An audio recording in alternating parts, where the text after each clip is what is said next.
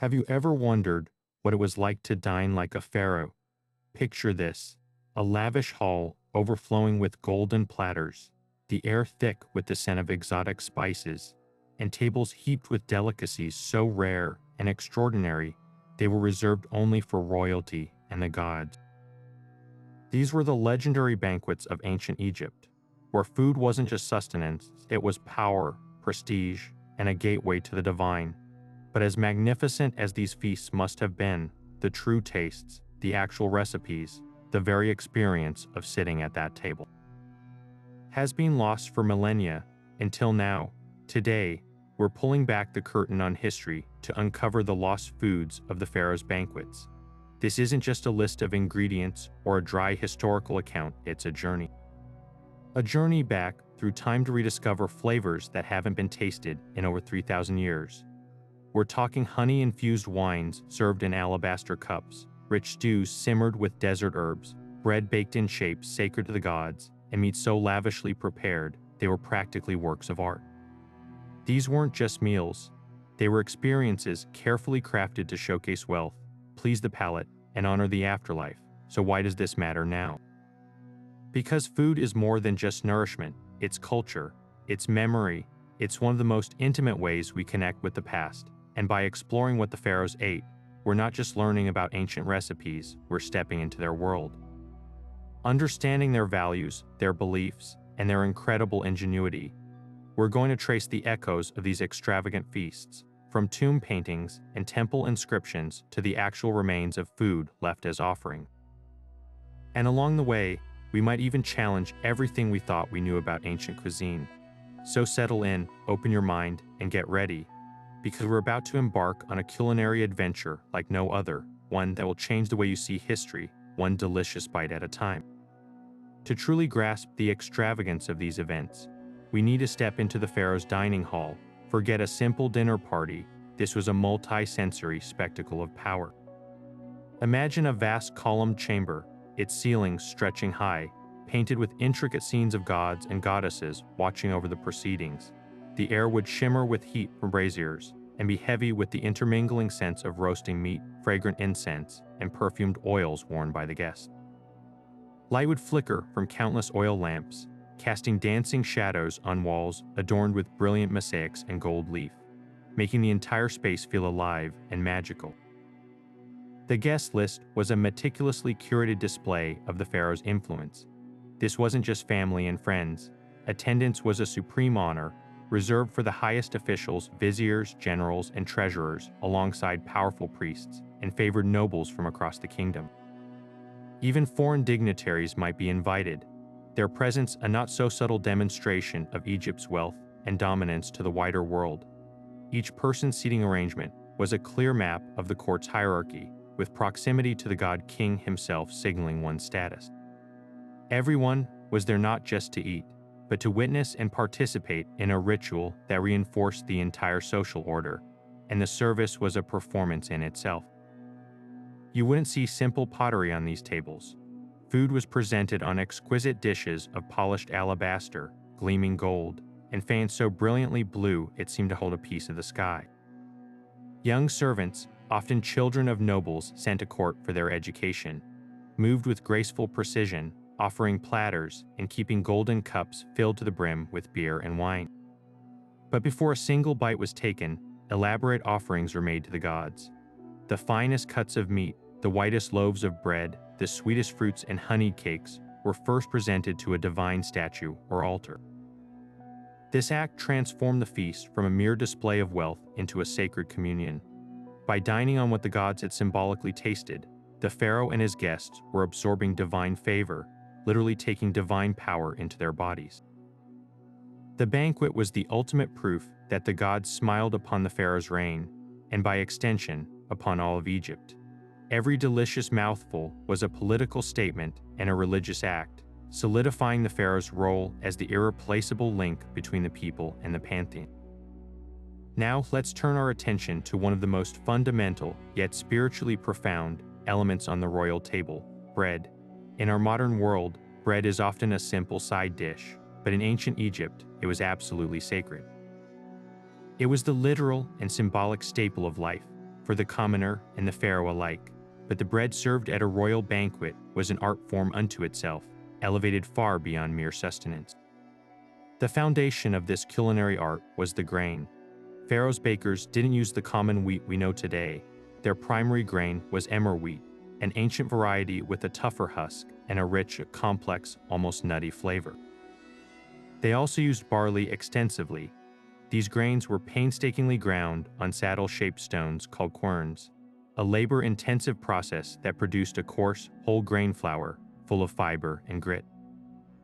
In fact, the wear on the teeth of mummies tells a story of a lifetime consuming bread filled with tiny fragments of stone from the grinding process.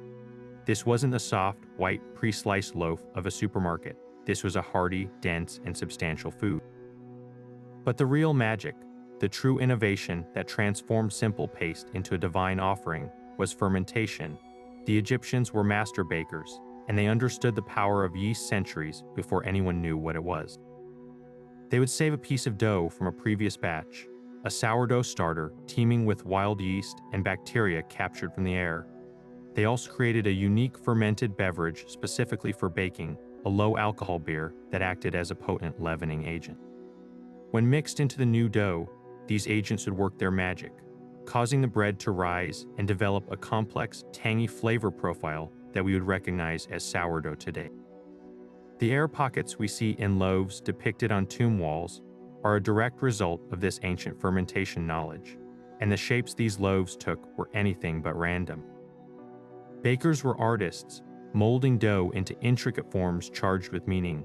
They crafted bread in the shapes of animals sacred to the gods, cows for Hathor, the goddess of love and beauty, or falcons for Horus, the sky god. They made elaborate spiral loaves, plathed loaves that resembled braided hair, and even human figures. This wasn't just whimsy, it was deeply symbolic. By consuming bread in the shape of a deity, the pharaoh was thought to be taking the essence and protection of that god into his own body. This spiritual connection reached its peak during offering ceremonies. The widest, most perfectly risen loaves, often placed in towering stacks on ornate offering tables, were the first and finest gifts presented to the gods.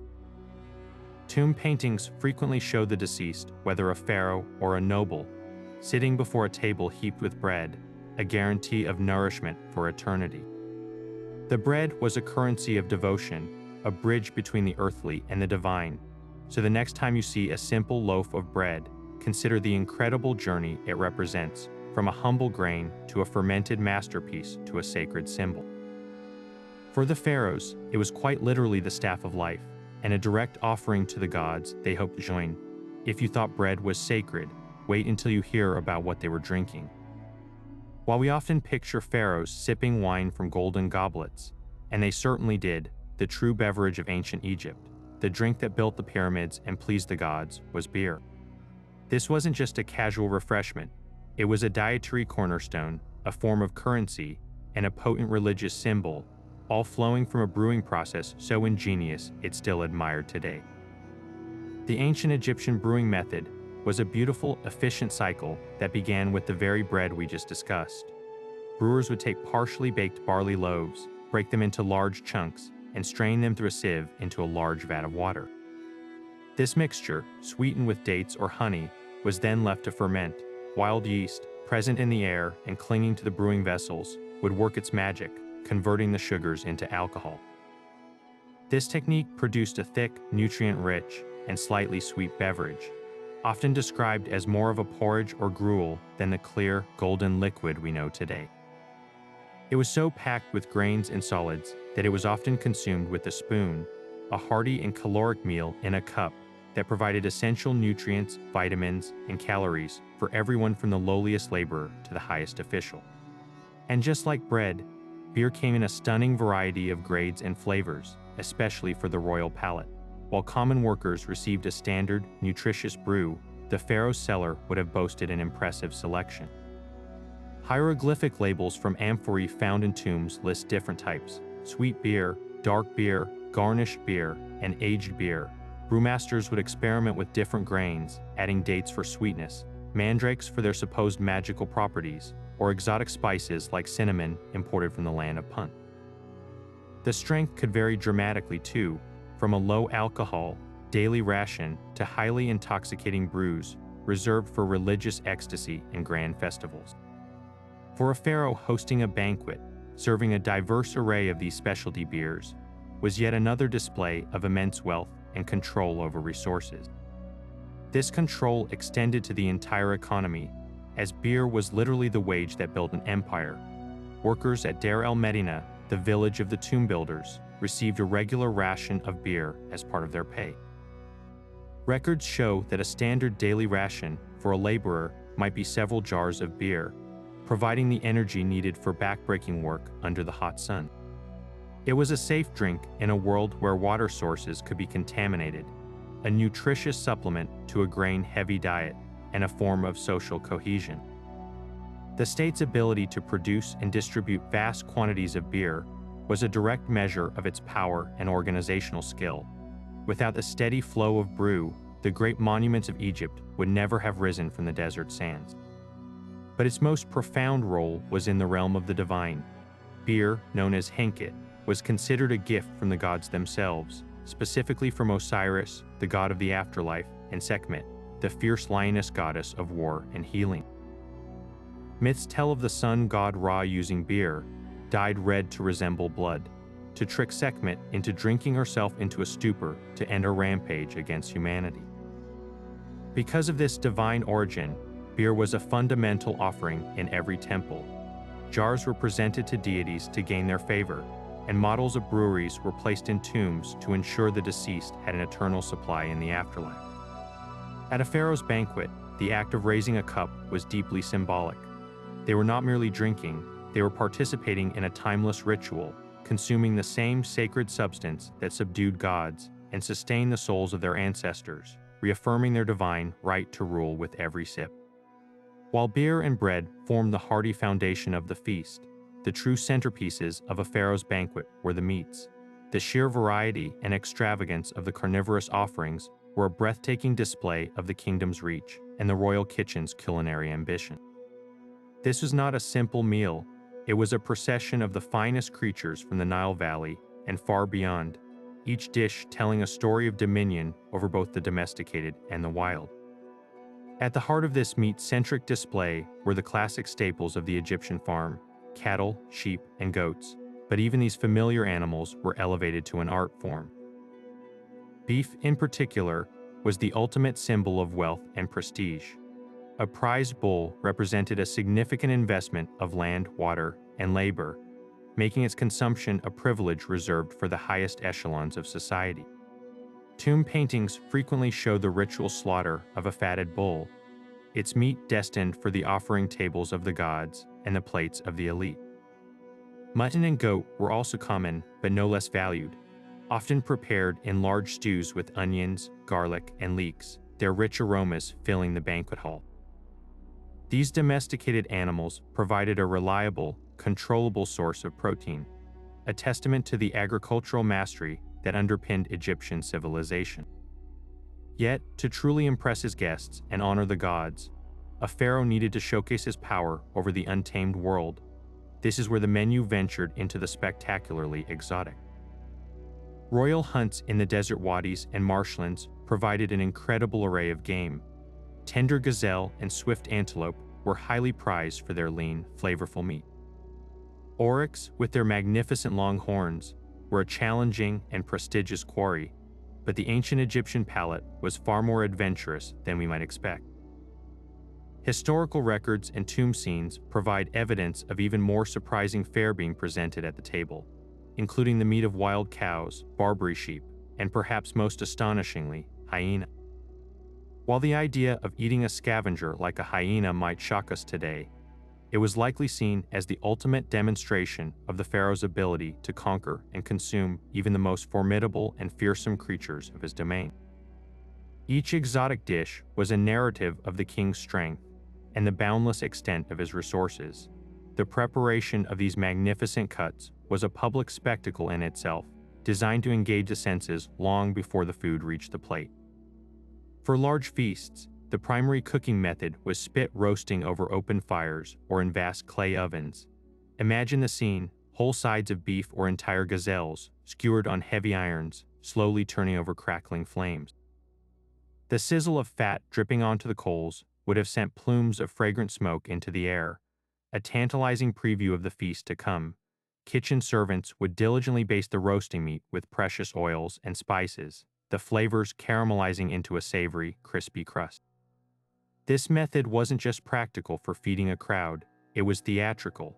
The sight of such abundance, the sound of the fire, and the irresistible smell of roasting meat created an atmosphere of opulent celebration, reinforcing the message of limitless royal generosity.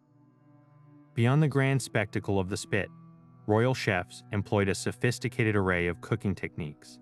Meats were meticulously butchered into choice cuts, stewed for hours in ceramic jars with vegetables and herbs until falling apart, or even minced and formed into what might be considered some of history's earliest meatballs or sausages. What truly set the royal table apart, however, was the lavish use of seasonings.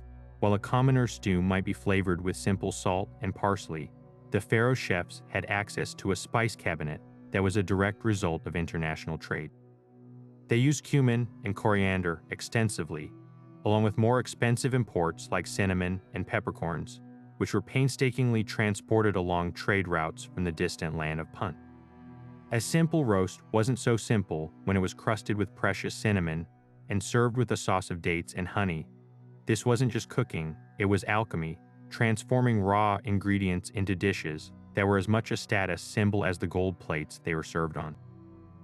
The ability to source, control, and lavishly use these exotic flavors was a powerful, unmistakable declaration of a pharaoh's influence, reaching from the banks of the Nile to the very edges of the known world. From the earthy richness of roasted meats, the royal feast would ascend, quite literally, to new heights with the arrival of the fowl course. The skies and marshlands of Egypt teemed with an incredible diversity of bird life, and the pharaoh's table showcased this abundance in spectacular fashion. This wasn't just about variety, it was a display of mastery over every ecosystem in the kingdom, from the predictable farmyard to the untamed reed beds of the Nile Delta. Domesticated birds provided a reliable and luxurious foundation for the menu. Ducks and geese were the undisputed stars of the aviary, raised in large numbers on estates up and down the Nile. Tomb models from the Middle Kingdom show incredibly detailed scenes of these domestic poultry yards, with servants' force feeding geese to fatten them up, a clear precursor to the modern production of foie gras. The desired outcome was the same, a bird of unparalleled richness and flavor. Pigeons and doves were also common, often kept in elaborate cotes where they could be easily harvested. These domesticated birds were the workhorses of the royal kitchen, available year-round to be roasted, stewed, or spit-fired for daily meals and grand occasions alike. Yet, the true mark of luxury and sporting prowess was wild fowl. The Pharaoh chefs sought out the most exotic and challenging birds to capture. Elegant cranes and tall, stately storks were considered exquisite delicacies, their long legs and broad wings offering a different texture and taste from the fatty domesticated flock. Herons, with their graceful necks, and even the enormous pelican, were also pursued. The presence of these wild birds on the menu spoke volumes. It demonstrated the pharaoh's access to skilled hunters who employed ingenious methods to secure such prizes.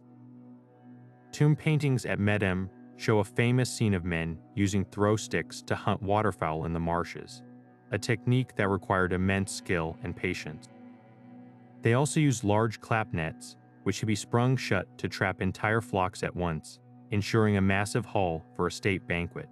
Once these prized birds were acquired, the royal kitchen employed a range of techniques to transform them into culinary masterpieces. The most common method, as depicted in countless offering scenes, was spit roasting. A duck or goose would be trussed and mounted on a long metal spit, often placed over a baking jar containing a bed of hot coals to radiate heat evenly. The result was a beautifully browned, crispy skinned bird, its juices sealed inside, but the creativity didn't stop there. Evidence suggests they were also stewed in large pots with vegetables, their bones used to create rich, flavorful broths. Perhaps most intriguing is the possibility that they were deboned and stuffed. While we lack explicit recipes, the advanced level of butchery and the Egyptians' love for complex flavors make it a plausible technique for the most elite kitchen. A duck might be stuffed with its own minced meat, chopped onions, garlic, and fat, then seasoned with cumin and coriander before being roasted to perfection. Beyond their role as sustenance, birds held a deep and resonant symbolic power in Egyptian belief, making their presence on the offering table profoundly meaningful. The goose was sacred to Geb, the earth god, and was even considered a possible manifestation of the creator god Amun in some myths. The ibis was directly associated with Thoth, the god of wisdom and writing. But the most powerful avian symbol was the falcon, the embodiment of the sky god Horus, the divine protector of the pharaoh himself. To consume a bird was, in a ritual sense, to absorb its qualities, the swiftness of a duck, the vigilance of a goose, or even the divine authority of the falcon. This symbolism is why we find so many vivid depictions of fowl in tombs. A nobleman's eternal menu always includes piles of plucked ducks and geese, ensuring he would never hunger in the afterlife. They were mummified by the thousands as votive offerings to the gods.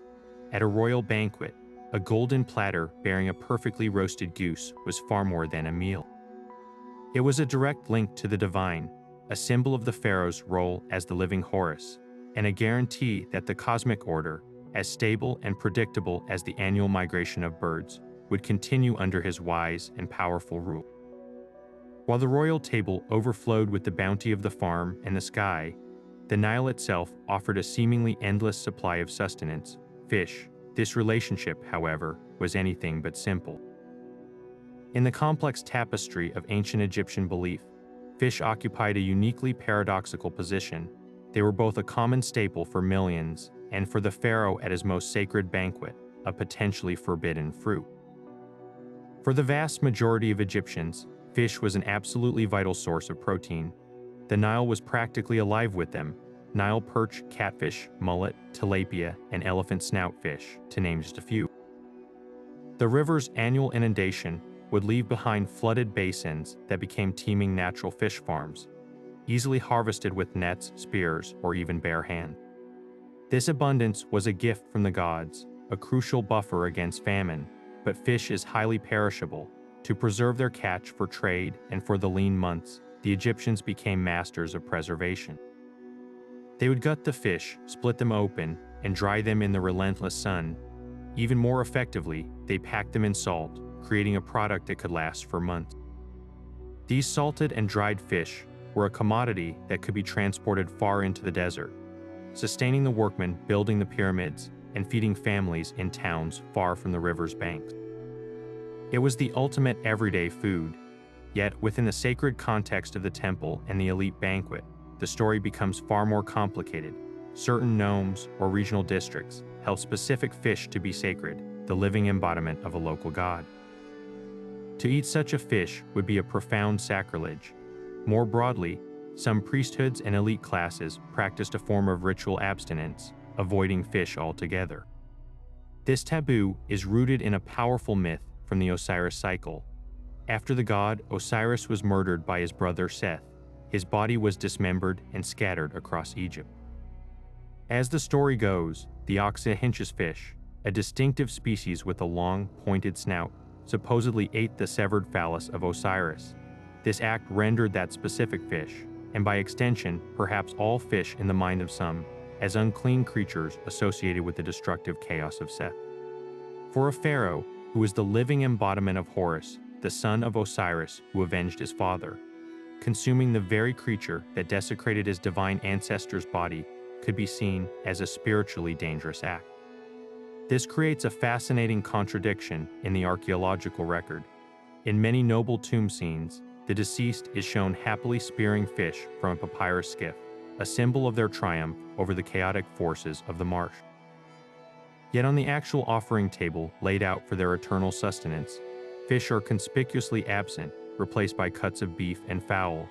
It seems that while fishing was a respected and even symbolic activity, the act of consuming the catch, especially in a ritual context, was approached with great caution.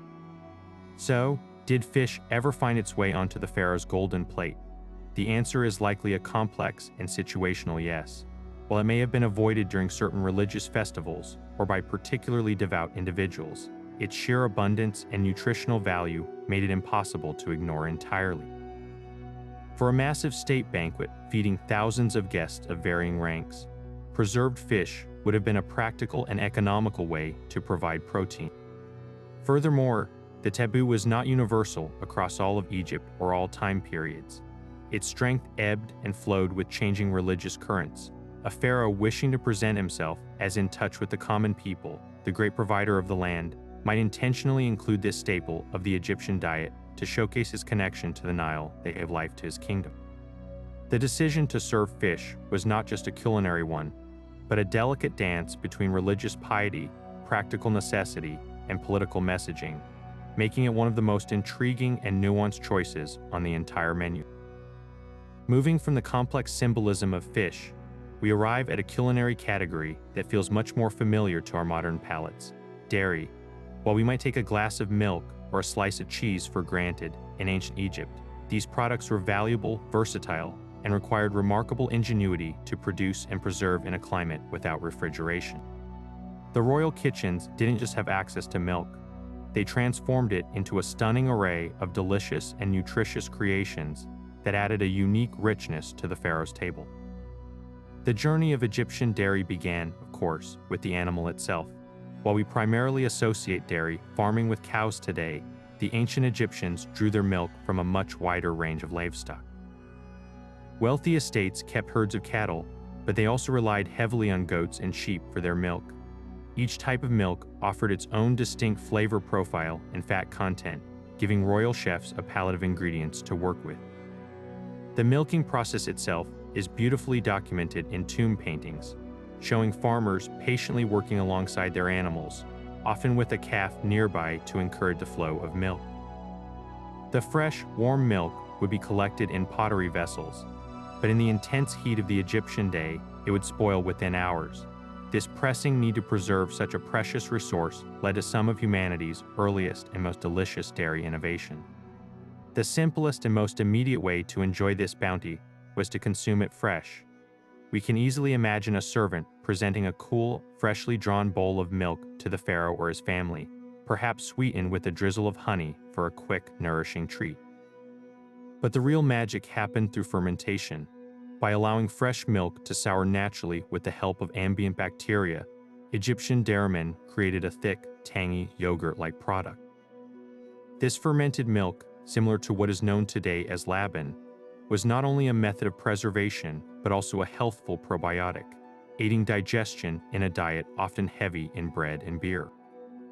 It could be eaten on its own, used as a base for a refreshing drink when thinned with water, or even employed as a tenderizing marinade for meats, showcasing a sophisticated understanding of dairy's culinary applications. Perhaps the most astounding dairy achievement was the invention of cheese. Evidence for this has moved from the realm of speculation to scientific fact thanks to modern archaeology. Residue analysis of clay vessels from a 4,000-year-old tomb in Saqqara revealed the presence of dairy peptides that could only have come from cheese. These early cheeses were likely quite simple, a form of fresh farmer's cheese or a soft, spreadable curd. The process was elegant in its simplicity. Milk would be poured into a pot and left to naturally separate into curds and whey, a process sometimes accelerated by adding fig sap or other natural rennets. The curds would then be gathered, lightly salted for preservation, and stored in porous clay pots that allowed the remaining whey to drain out, leaving behind a solid, nutritious, and portable protein source. For a pharaoh on a journey or a soldier on campaign, Egyptian cheese provided vital sustenance that wouldn't spoil quickly, but the pinnacle of their dairy mastery was likely the production of clarified butter, or ghee. Ordinary butter would go rancid very quickly in the heat. However, by slowly simmering butter, the Egyptians could skim off the milk solids and water, leaving behind only the pure, golden butterfat. This clarified butter has a very high smoke point and an incredibly long shelf life. It can remain edible for months or even years without refrigeration. This made it an absolutely indispensable staple in the royal larder. Ghee would have been the primary cooking fat for sautéing vegetables, frying fowl, and basting meats. imparting a rich and nutty flavor that elevated every dish it touched. Its stability and long life also made it a valuable trade good and a strategic resource for the state. Much like grain, the ability to produce and store large quantities of ghee was yet another silent testament to the logistical power of the pharaoh's administration, ensuring that the royal kitchen could always create a lavish feast, no matter the season. From a cool drink of fermented milk to the complex savor of meat cooked in precious ghee, dairy provided a creamy, luxurious thread that ran through the entire tapestry of the Pharaoh's Banquet. After the savory richness of meats and the creamy luxury of dairy, the Pharaoh's Banquet would reach its crescendo with a finale of natural sweetness. In a world without refined sugar, the ancient Egyptians turned to the incredible bounty of fruit trees and vines that thrived along the Nile, transforming these sun-ripened treasures into delicacies that delighted the palate and nourished the soul. This was not a mere dessert course. It was a celebration of life, fertility, and the promise of eternal abundance, each fruit carrying a weight of meaning far beyond its delicious flavor. The undisputed king of this sweet kingdom was the date. More than just a fruit, the date palm was a cornerstone of Egyptian life, providing wood for construction, fibers for rope, and leaves for weaving. But its greatest gift was its fruit. Dates were consumed fresh, their honeyed flesh a sticky, succulent treat. However, their true power lay in their incredible shelf life. By drying them in the hot sun, the Egyptians created a durable, intensely sweet, and calorie-dense food that could be stored for years, making it a vital ration for armies, travelers, and a safeguard against famine. In the royal kitchen, dates were the ancient equivalent of sugar. They were mashed into a paste and used as a sweetener in breads and cakes, pressed to make a thick, flavorful syrup that could glaze meats or be fermented into a potent wine, and even used in medicinal preparations to mask the taste of bitter herb. A pharaoh's wealth could be measured in part by the number of date palms in his orchards, making them a powerful symbol of prosperity and stability. Working in harmonious partnership with the date was the fig. While dates provided overwhelming sweetness, figs offered a more complex, honeyed flavor and a delicate, seedy texture. Two primary types were cultivated, the common fig and the sycamore fig, which was particularly sacred. Figs were enjoyed fresh, dried, and preserved, and they shared the date's role as a natural sweetener, but their significance ran even deeper, rooted in their unmistakable shape and abundant seeds.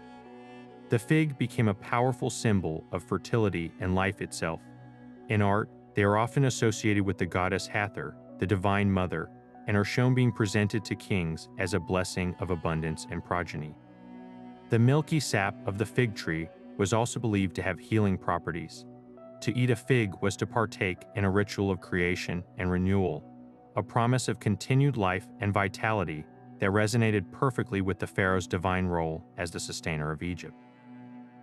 No fruit, however, could match the pomegranate for sheer dramatic symbolism and exotic allure. Unlike the native date and fig, the pomegranate was a luxury import, likely introduced from the Near East. Its tough, leathery rind protected a stunning interior, a geometric maze of chambers packed with hundreds of jewel-like ruby-red seeds bursting with a uniquely tangy and sweet juice. This spectacular interior made it an instant symbol of resurrection and eternal life. The countless seeds represented fertility and abundance, while the blood-red juice was powerfully evocative of life and death. It featured prominently in myths, including one where the god Thoth uses pomegranate wine to trick and pacify the vengeful lioness goddess Sekhmet. For the pharaoh, serving pomegranates was a clear demonstration of his access to far-flung trade networks and his command over the most rare and meaningful luxuries. To consume its seeds was a symbolic act of securing one's own place in the afterlife, surrounded by an eternity of abundance. Of course, the most famous fruit-based transformation was reserved for the grape. While enjoyed fresh at the height of their season, grapes found their highest calling in the wine vat. Egyptian viticulture was remarkably advanced, with detailed tomb paintings from the New Kingdom showing the entire process, from the careful tending of vines on elaborate trellises, to the harvesting of heavy bunches into baskets, to the most crucial step, treading the grapes in a large vat. This was often done by groups of men holding onto ropes for balance. their feet crushing the fruit while musicians play to keep the rhythm. The resulting juice would be strained into large clay jars, sealed, and left to ferment. The Egyptians took immense pride in their vintages. Wine jars were meticulously labeled with the product's origin, the vineyard owner, the winemaker's name, and even the year of the vintage, creating one of history's earliest systems of appellation control. The Pharaoh's cellar would have boasted vintages from the finest estates in the Delta, aged to perfection. This connection between fruit and the divine was made permanent in the tomb. Just as a pharaoh was buried with everything he might need for the afterlife, so too were models of fruit trees and offerings of real desiccated fruits placed alongside him. Sycamore fig trees were believed to stand at the gateway to the underworld, offering sustenance to the souls of the deceased. Tomb paintings endlessly depict overflowing baskets of dates, figs, and grapes, and elegant servants offering platters of these fruits to the tomb owner, ensuring they would never hunger. To partake of these fruits at a banquet was to taste a promise of life unending, of a rebirth as sweet and assured as the annual harvest. Each juicy date, each seeded fig, each blood-red pomegranate arrow was a delicious covenant with the gods, a tangible piece of eternity served on a golden plate.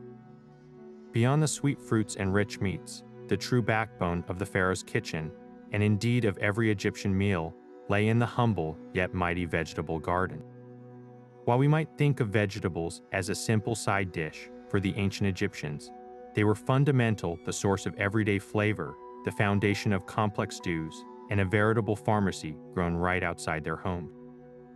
This was a cuisine built not just on grand gestures, but on the deep, earthy flavors of alliums and roots, of crisp greens and watery gourds, each cultivated with care and valued for its ability to nourish and heal.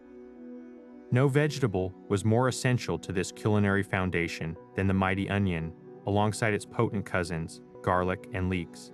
These alliums were the holy trinity of Egyptian cooking, the starting point for countless dishes.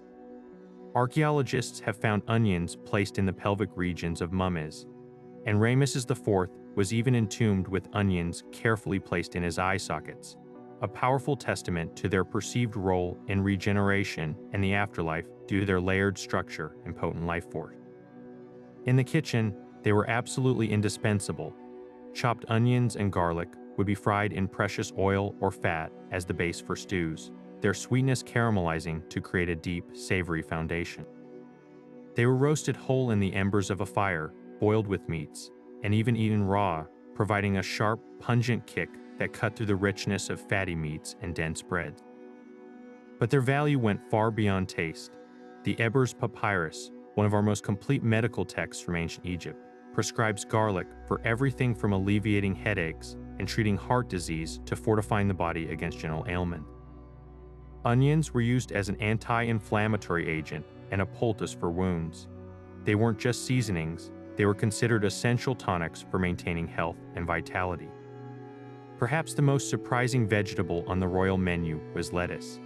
Unlike our crisp iceberg or romaine, ancient Egyptian lettuce was a tall, narrow-leaved plant more closely related to modern romaine, but with a key difference: it produced a milky, opiate-like latex when its stem was cut. This milky sap linked it directly to Min, the god of fertility, and it was considered a powerful aphrodisiac and a symbol of virility. Pharaohs were often depicted making offerings of lettuce to Min in temple ceremonies. In the kitchen, it was likely eaten when very young and tender, as the older leaves would have been bitter, but its primary role seems to have been ritual and medicinal. Its mild sedative properties were probably employed as an ancient remedy for pain relief and to aid sleep, making it a fascinating intersection of food, religion, and medicine. For refreshing crunch and hydration, the Egyptians turned to cucumbers and radishes. Cucumbers, cooled in the waters of the Nile canals, would have been a welcome relief from the desert heat, eaten raw as a quick snack or sliced into salad. Radishes provided a sharp, peppery bite that would be familiar to us today, but the Egyptian garden boasted an even wider variety of roots. They cultivated turnips and grew a form of carrot that was likely a white or purple variety rather than the modern orange one we know. They were also masters of utilizing wild plants. The papyrus reed itself was not just for paper and boats. Its tender roots were eaten for their sweetness. The tubers of chufa sedge, or tiger nuts, were a particular favorite. They were harvested, dried, and then pounded to make a sweet, milky beverage, or simply chewed as a nutritious snack. These roots and tubers were the hidden treasures of the Egyptian diet, pulled from the rich, dark soil of the Nile's banks, providing essential vitamins and minerals. The cultivation of this incredible variety was a testament to Egyptian agricultural genius. While large temple and state-owned estates had vast plots, even the smallest home had its kitchen garden. They practiced sophisticated techniques like crop rotation to keep the soil fertile and built intricate irrigation channel shadows to lift water from the Nile and direct it to their thirsty plant. They understood the value of sowing different crops together and used manure as fertilizer. This wasn't haphazard planting. It was a science dedicated to maximizing yield and ensuring a constant supply of fresh produce. Ultimately, the vegetable garden represented something profound, the triumph of order over chaos. The wild, untamed desert represented the forces of chaos, but the neatly ordered, irrigated, and cultivated garden was a miniature model of the cosmos itself, a perfect embodiment of Maat, the divine order and balance the Pharaoh was sworn to uphold. Every onion pulled from the soil, every bunch of leeks harvested, was a small victory. It was a declaration that life, nourishment, and civilization could flourish even in the harshest of environments. So while history rightly marvels at the gold and the grand monuments, the true, enduring power of ancient Egypt was rooted in the dark, fertile earth of its gardens, feeding its people, healing its sick, and flavoring the very feasts of the gods. But the true magic of Egyptian cuisine, the element that transformed simple ingredients into complex, unforgettable flavors, lay in their masterful use of herbs and spices. While we might associate lavish spice trade with later empires, the pharaohs were already building a culinary repertoire with a stunning array of seasonings, each prized for its ability to heal the body as much as to delight the palate. This was a culture that understood flavor on a profoundly holistic level, where a sprinkle of cumin was never just a sprinkle of cumin. The foundation of this flavorful world was built on plants they could cultivate themselves in their own gardens and fields. Coriander was an absolute staple. They used the fresh leaves, much like we use cilantro today, to add a bright, citrusy note to dishes, but they also highly valued the dried seeds. These golden brown seeds were routinely found in Tutankhamun's tomb, placed there to season his meals for eternity. They were toasted and ground to release their warm, nutty, and slightly citrusy aroma, used to crust meats, flavor breads, and thicken stews. Cumin, with its distinctive earthy, smoky, and slightly bitter flavor, was its perfect partner. It was so central to their cooking that it was used as a unit of measurement and even accepted as a form of tax payment. These two spices formed the essential backbone of the Egyptian spice cabinet, providing a deep, savory base note in countless recipes. Beyond this dynamic duo, Egyptian gardens were fragrant with a host of other aromatic herbs. Fresh dill and its relative fennel offered a lighter, grassy anise flavor, perfect for fish dishes and salads. Mint grew in profusion. Its cool, refreshing leaves not only used to garnish food and flavor drinks, but also valued for its ability to soothe upset stomachs. But one of the most uniquely Egyptian flavors came from fenugreek. This versatile plant was used in a fascinating variety of ways. The bitter leaves were eaten as a green vegetable, often cooked down like spinach. The hard, amber-colored seeds were the real prize, however. When soaked and ground, they released a complex, maple-like aroma and a slightly bitter taste that was used to make a potent medicinal tea for digestive issues. Ground fenugreek was also a key ingredient in the paste used to make one of their most beloved foods, a spiced cooked cheese that resembles modern halloumi. The role of these plants, however, extended far beyond the kitchen and directly into the world of ancient medicine. The Egyptians were pioneering pharmacists, and their medical papyri are essentially cookbooks for health, where food and medicine were one and the same. Coriander was prescribed to relieve flatulence and soothe aching limbs. Cumin was considered a digestive aid and a treatment for headaches. Dill was used to calm colicky babies and to stop hiccup. Fenugreek was applied in poultices to treat skin inflammations and wounds. Mint was a remedy for bad breath and stomach pains. There was no clear line between the spice rack and the medicine chest. Every meal was an opportunity to maintain health and balance within the body, a practical application of their belief in holistic well-being. For the most exclusive and expensive flavors, however, the Pharaoh chefs had to look beyond the borders of Egypt itself. This is where trade and imperial power entered the kitchen. The most sought-after luxuries were cinnamon and peppercorns. These spices do not grow anywhere near the Nile Valley. They had to be imported from the distant land of Punt, a place shrouded in mystery that was likely located in the region of modern-day Somalia or Yemen. Organizing a trading expedition to Punt was a monumental state undertaking, equivalent to a space mission today. The famous reliefs at the Temple of Hatshepsut that at Deir el-Bahri celebrate our successful expedition, showing enormous ships being loaded with stacks of incense trees, sacks of spices, ivory, and exotic animal skin. The cost and danger involved in these voyages meant that cinnamon and black pepper were worth more than their weight in gold, reserved solely for the table of the pharaoh and the most powerful nobles. Using these spices was not just about adding a hot, woody note to a dish. It was a direct, edible demonstration of the pharaoh's global reach. A bite of cinnamon-crusted duck or a sip of wine infused with precious pepper was a tangible taste of Egypt's vast economic network and its power to command the riches of the entire known world. And weaving through the aromatic steam of spiced stews and the rich savor of roasting meat was a scent so precious. It was considered a literal gift from the sun god himself, the unmistakable floral fragrance of honey. In a land without sugar, honey was more than just a sweetener. It was liquid gold, a divine substance that sweetened life, healed the sick, preserved the dead, and promised eternal life. Its importance cannot be overstated, for to understand ancient Egypt's love affair with honey is to understand their deepest desires for health, pleasure, and immortality. This celestial sweetener began its journey not in a kitchen, but in the meticulously managed apiaries that were a triumph of ancient agricultural ingenuity. We have a stunningly clear window into this practice thanks to the beautifully preserved reliefs on the walls of the Sun Temple of Nusra-Enai, which date back over 4,000 years.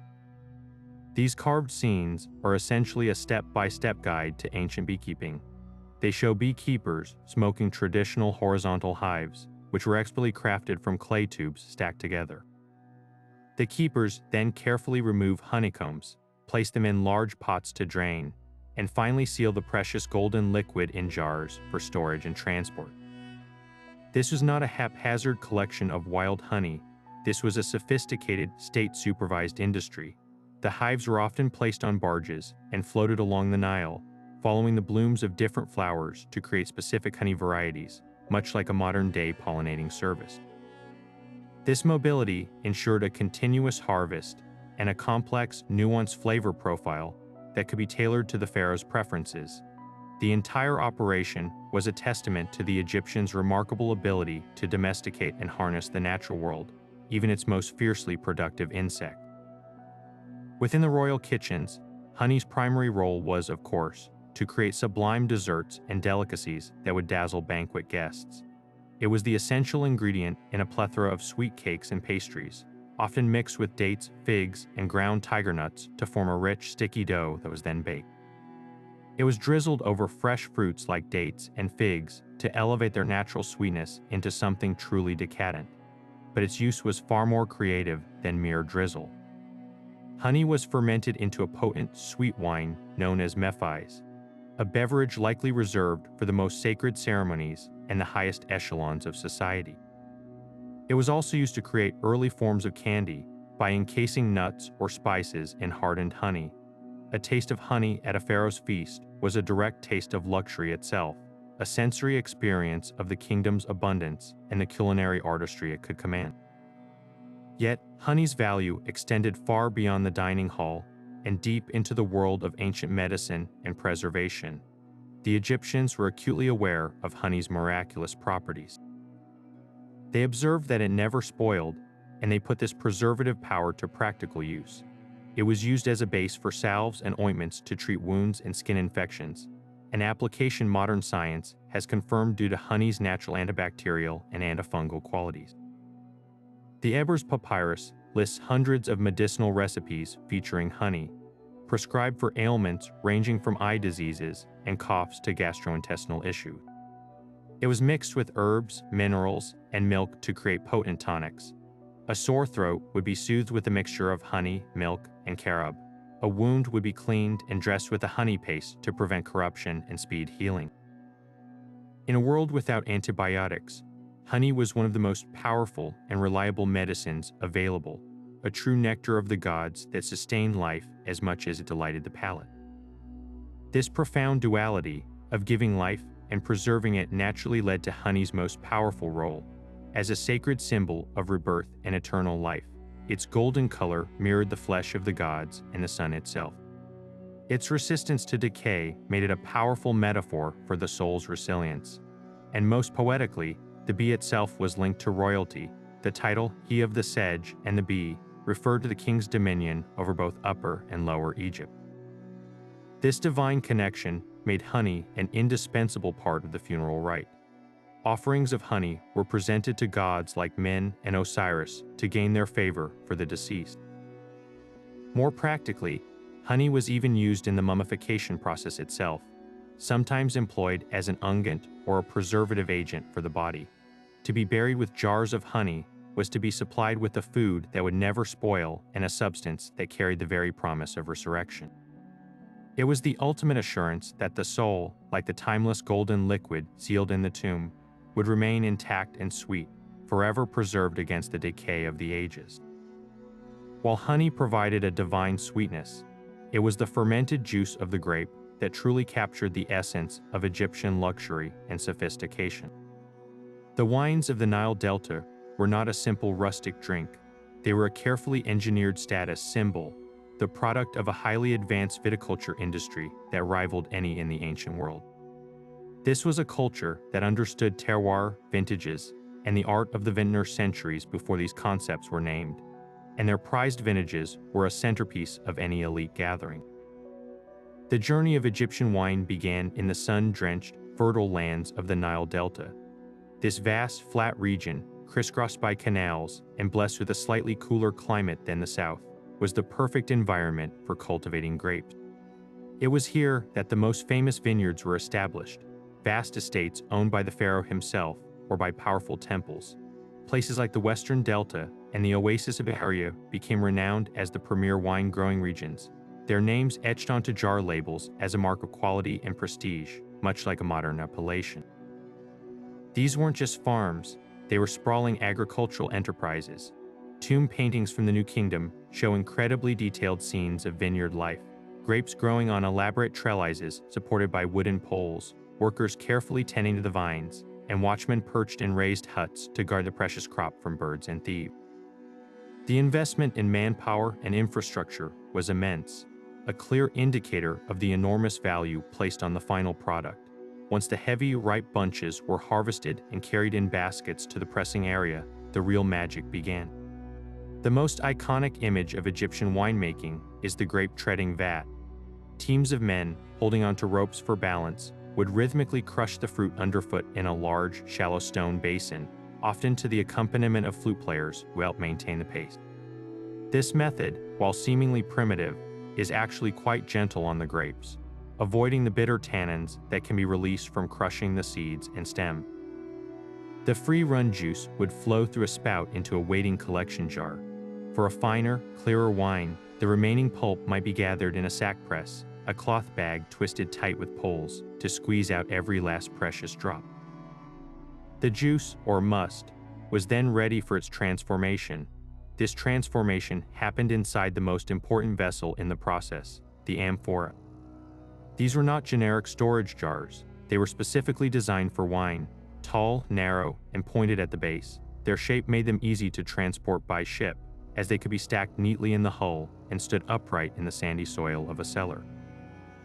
Before being filled, the interior of each amphora was coated with a resin pitch, usually from the terebinth tree. This served two crucial purposes. It sealed the porous clay to prevent leakage, and it infused the wine with a distinct piney or aromatic flavor that the Egyptians seemed to have highly prized, a taste that would be quite unfamiliar to most modern wine drinkers. The must was poured into these treated jars, and the wild yeast present on the grape skins would begin the fermentation process, bubbling away for several weeks. The jar was then sealed with a stopper of straw and mud, or sometimes a clay lid, and stored in a cool, dark cellar to age. The entire process, from vine to vessel, was a masterpiece of ancient food science. But what truly set Egyptian wine culture apart was their meticulous record-keeping. They were the first civilization to have what we would recognize as a wine label. The mud seal, or the shoulder of each amphora, was inscribed with hieratic script, providing a wealth of information that would make any modern sommelier proud. These labels consistently noted three key details: the regnal year of the pharaoh, the specific vineyard estate where the grapes were grown, and the name of the chief vintner responsible for that year's production. This was more than just bureaucracy. It was a sophisticated system of quality control and branding. A wine from a good year in a renowned vineyard under a skilled vintner would command a much higher value. It also allowed the royal cellar master to manage a vast inventory, knowing exactly which jars to pull for a state banquet and which to leave to age further.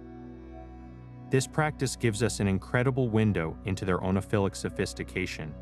They understood that wine was a living product that varied from year to year and place to place, and they cataloged that variation with impressive precision.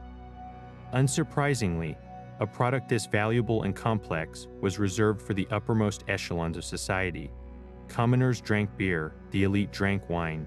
It was a powerful divider of class. A gift of fine Delta wine was a common diplomatic present between kings and a standard offering to the gods in temple rituals. In the afterlife, it was considered essential. Tomb walls were painted with scenes of viticulture and banquets, and actual jars of wine were buried with the deceased to ensure they would have an eternal supply. To serve a well-aged, labeled wine at a banquet was the ultimate demonstration of a host's refined taste, immense wealth, and access to the very best the kingdom had to offer. It was a liquid testament to Egypt's agricultural prowess and its mastery of nature's processes, a sophisticated pleasure enjoyed under the watchful eyes of the gods.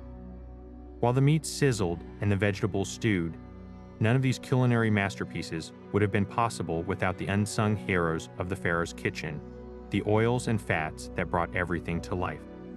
In a cuisine built on grains, these precious liquids were the essential medium of cooking, the carriers of flavor, and a vital source of calories, each with its own unique story of extraction, trade, and taste that transformed simple ingredients into golden, delicious works of art.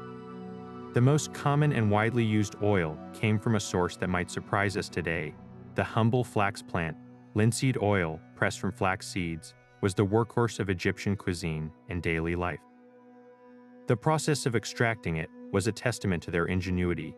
The tiny, hard seeds would be roasted to help break them down, then ground into a coarse meal using a saddle quern, not unlike the process for grinding grain.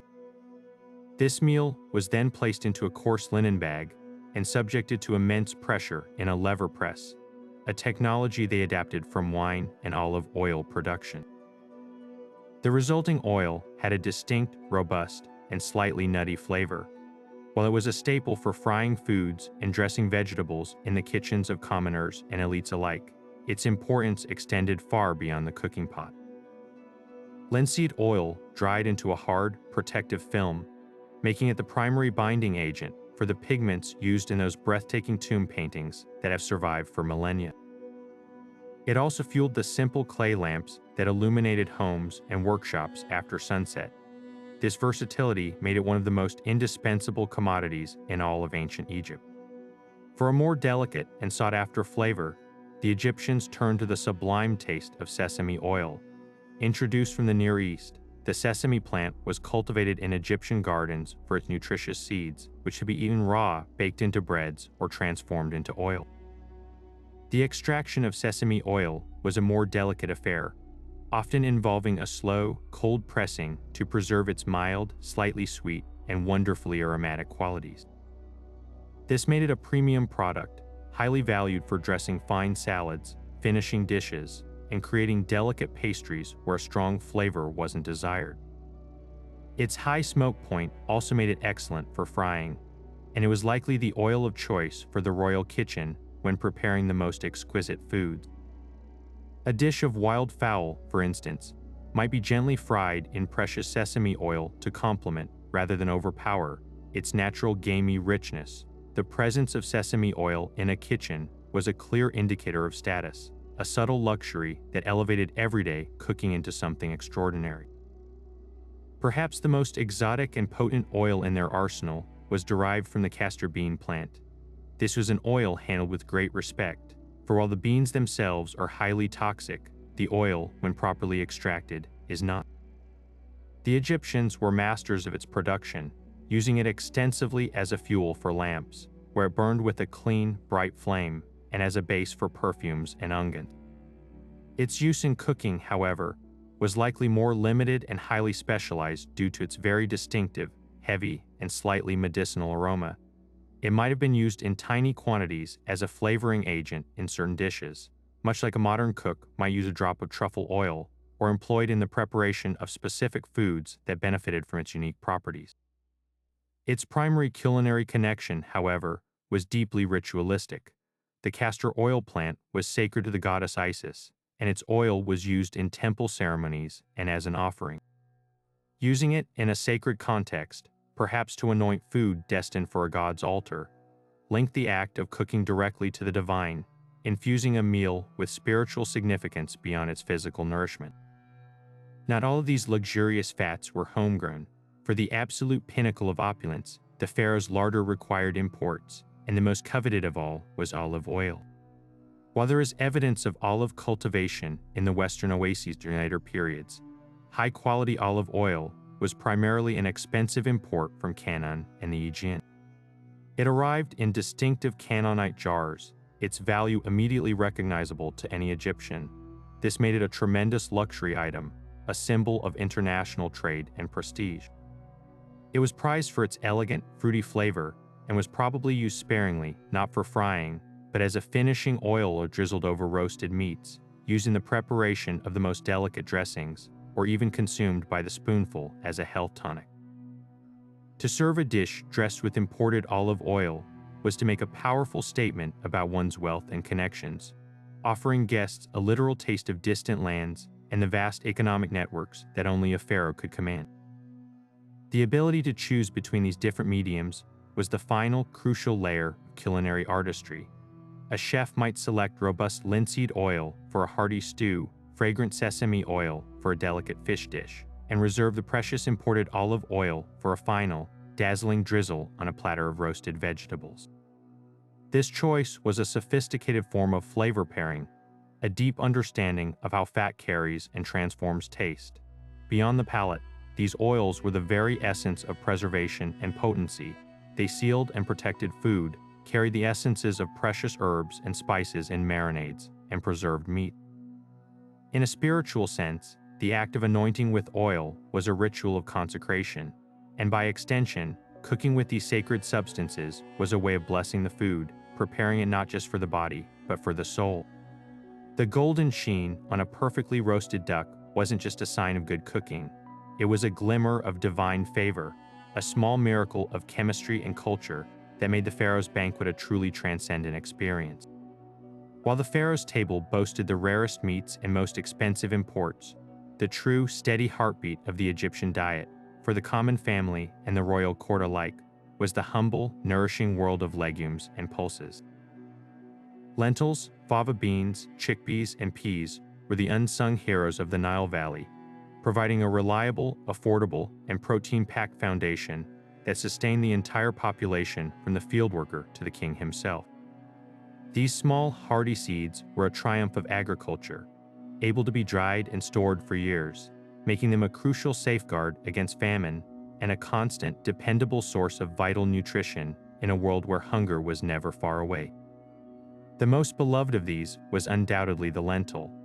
These tiny, lens-shaped seeds were a culinary workhorse, prized for their ability to cook quickly into a soft, earthy, and incredibly versatile meal. They were often simply boiled into a thick, hearty porridge, a dish that would have been a daily staple in most households. But in the more ambitious royal kitchens, lentils were the base for something far more complex. Cooks would create rich, spiced stews by simmering them for hours with onions, garlic, and leeks, using a precious splash of oil or animal fat to carry the flavors of cumin and coriander. They might be mashed and mixed with chopped vegetables and herbs to form pates, a possible ancient ancestor to the falafel. Their importance is starkly illustrated by a tragic event during the reign of Ramesses V, when the workers of Deir el-Medina went on strike because their monthly rations of lentils and other staples were delayed. This wasn't a protest over a luxury, it was a desperate fight for the very calories they needed to survive, proving that lentils were quite literally the fuel that powered the kingdom. Working alongside the lentil was the robust fava bean, also known as the broad bean. This was a heartier, more substantial pulse, with a buttery texture and a distinctive flavor. They were consumed at every stage of their growth. Young, tender favas were eaten fresh, pods and all, as a springtime green vegetable, but it was the dried bean that held the most value for long-term storage. These required lengthy soaking and cooking to become tender, often being added to those same large communal stew pots that simmered over household fires, absorbing the flavors of the broth and providing a satisfying, filling element. Interestingly, a fascinating cultural taboo existed around fava beans for the highest level of the priesthood. Some sources suggest certain priests were forbidden from even looking at them, let alone eating them, perhaps due to their association with the god Set and the forces of chaos. This paradox highlights the complex relationship the Egyptians had with food. A fava bean could be life-giving sustenance for a farmer, yet ritually impure for an elite priest serving a god. Completing this powerful protein triad were chickpeas and peas. Chickpeas, with their nutty taste and granular texture, were also ground into a flour and used to make a unique, protein-rich bread that added variety to the grain-heavy diet. Peas, likely a smaller, field pea variety, were another common addition to the daily pot, providing essential vitamins and fiber. The true magic of all these pulses, however, lay in their agricultural brilliance. They are nitrogen-fixing plants, meaning they naturally restore vital nutrients to the soil that are depleted by crops like wheat and barley. The Egyptian farmers, through centuries of observation, understood this cycle intuitively. They would rotate their legume crops with their grain crops, a sustainable practice that kept their fields fertile and productive for generations without the need for artificial fertilizers. This wasn't just farming, it was a profound understanding of ecological balance that allowed their civilization to thrive for 3,000 years. Their role, however, went far beyond the fields and the cooking pot. Despite being the food of the common people, legumes held a sacred place in the spiritual economy of eternity. While the choicest cuts of beef were offered to the gods, models of lentils and fava beans have been found in tombs, ensuring the deceased would have a perpetual supply of this essential sustenance in the afterlife. Tomb models from the Middle Kingdom show incredibly detailed scenes of daily life, including kitchens where servants are shown grinding grain and undoubtedly preparing pots of lentil stew for their master's eternal enjoyment. They are listed in offering formulas among the all good and pure things the soul would require. This inclusion is deeply significant. It tells us that while the pharaoh might dine on exotic game in the afterlife, his eternal well-being still depended on the same fundamental, life-giving forces that sustain the poorest labor. The lentil was a symbol of continuity and resilience, a food so essential that even a god king could not imagine eternity without it. Beyond the staple legumes, the Egyptian pantry offered a world of delightful crunch and concentrated nutrition in the form of nuts and seeds. These weren't just occasional snacks, they were integral ingredients, providing textural contrast, rich flavors, and valuable fats that elevated both everyday meals and the most extravagant royal confections. From the banks of the Nile to the depths of the desert, they foraged and cultivated these tiny powerhouses, unlocking their potential in surprisingly modern ways. The most iconic of these was the so-called tiger nut, a misnomer for the small tuberous root of the chufa sedge plant. This hardy plant thrived in marshy areas and was cultivated extensively. Tiger nuts were a food for all classes. They could be eaten raw right out of the ground, offering a sweet, slightly nutty, and chewy bite, but their most popular use was in creating a delicious, milky beverage. The dried tubers would be pounded with a stone mortar and pestle to break them down, then mixed with water and strained through a cloth. The resulting liquid was a sweet, creamy, and highly nutritious drink that resembled horchata. This refreshing beverage was enjoyed by children and adults alike, and its popularity is confirmed by the fact that tubers were found in large quantities in Tutankhamun's tomb, supplied for his enjoyment in the afterlife. They were also ground into a flour that could be mixed with emmer wheat to make a sweeter, denser bread or formed into small cakes sweetened with dates and honey. For a true tree-grown nut, the Egyptians had to look to the later periods of their history and to trade. Almonds, native to the Levant, began to appear more frequently during the New Kingdom as trade routes with the Near East expanded. Their arrival would have been a notable event. The unique, elongated shape of the shell and the singular, rich flavor of the nut inside would have made them an expensive luxury. They were likely used sparingly, perhaps chopped and folded into precious breads destined for the royal table, or used as a garnish for the most elaborate desserts to add a sophisticated crunch. Their presence in a recipe was a clear sign of a chef's access to the most exclusive imported ingredients, a subtle yet powerful indicator of a host's wealth and cosmopolitan connection. No nut or seed, however, was more deeply woven into the fabric of Egyptian life than the sesame seed.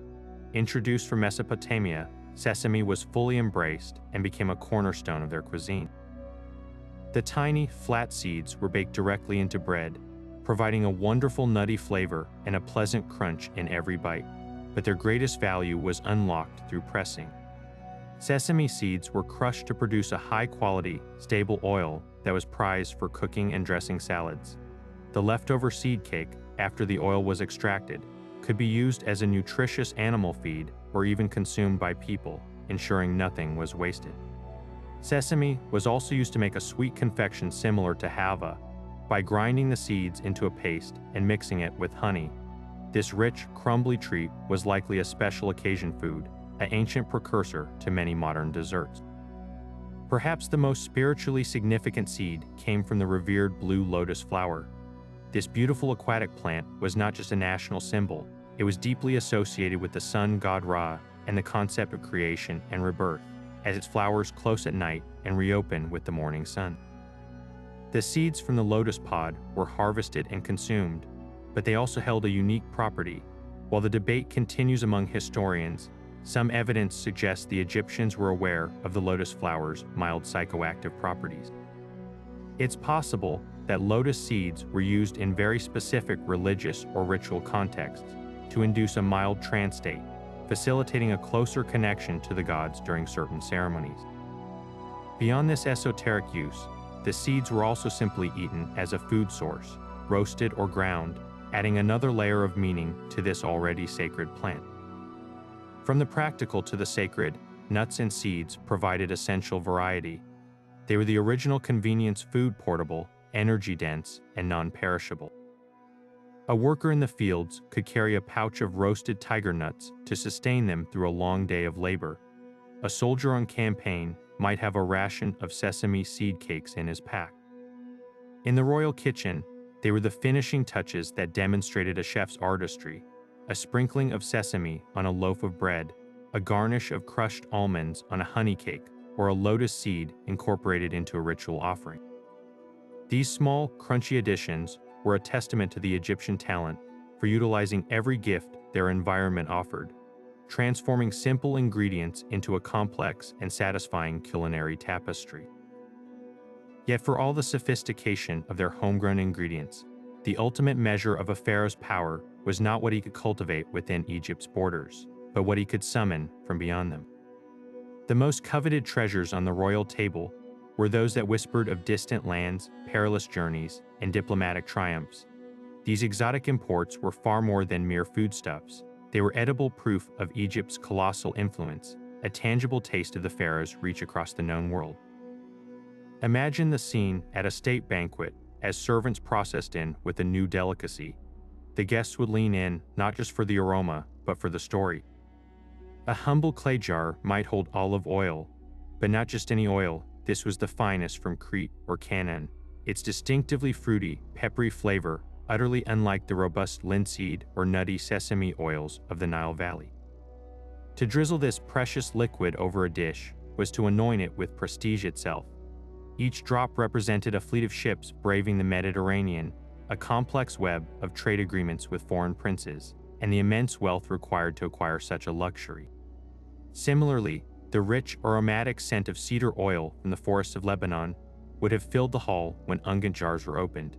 While used primarily in perfumery and ritual, its resinous, woody fragrance was the smell of international power, a scent that would have been intimately familiar in the palace and entirely absent from the home of even the wealthiest noble. But no destination captured the Egyptian imagination quite like the land of Punt, a place so remote and mystical it was often called the Terrace of the Incense or the God's Land. Expeditions to Punt were state-sponsored marvels of logistics, comparable to a modern space mission. The most famous, commissioned by the female Pharaoh Hatshepsut, is gloriously documented on the walls of her mortuary temple at Deir el-Bahri. The reliefs show massive ships setting sail, returning months later laden with a surreal bounty, living incense trees with their roots carefully balled in baskets for replanting in Egypt, stacks of ebony and ivory, and strange animal skins. But the real prizes, the ones that would have flavored the pharaoh's wine and sanctified his offerings, were the resins, myrrh and frankincense. The hardened, aromatic sap of trees that only grew in this distant region were worth far more than their weight in gold. Myrrh, with its warm, slightly bitter, and medicinal scent, was burned as incense in temples to purify the air and carry prayers to the gods. It was also ground into a powder and used in the mummification process, making it a direct conduit to the afterlife. To smell myrrh at a banquet was to inhale the very essence of sanctity and eternity. The evidence for this lavish import economy is etched in stone and buried in the sand.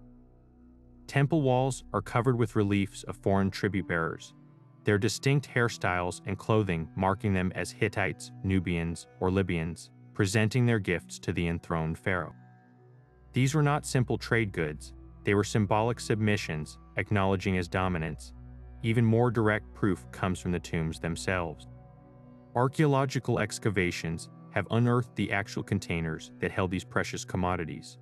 Jars identified by residue analysis as having contained olive oil from the Levant have been found in the ruins of the palace at Tel el-Amarna.